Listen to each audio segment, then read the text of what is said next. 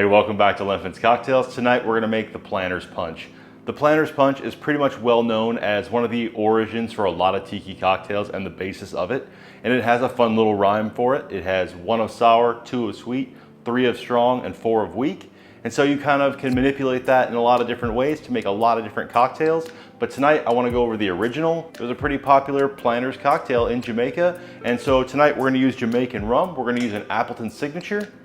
We're gonna use Hamilton Pimento Dram, Angostura bitters, a rich Demerara syrup, and fresh lime juice.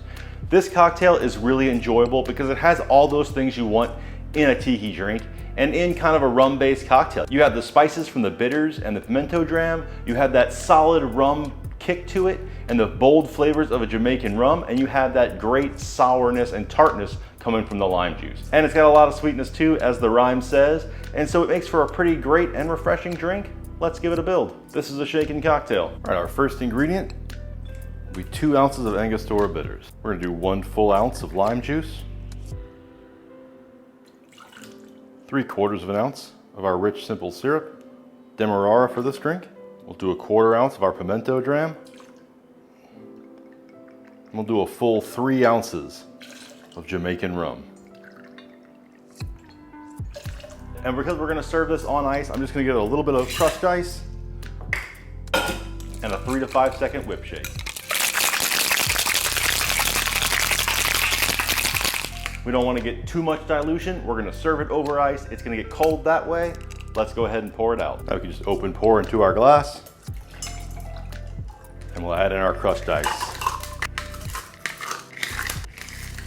For our garnish, we got a nice clove decorated lime wheel, surfside sip, and just for fun, classic tiki umbrella. All right, let's go ahead and try this beautiful Planter's Punch, the basis for a ton of tiki cocktails and the original rum goodness. Appleton Signature was one of the first rums that I got when I was getting into tiki, and coming off of Cuban column style rums, it seemed like a huge and kind of funky flavor to me, and it was almost a little bit too much, and I really never got it again after I went through that first bottle.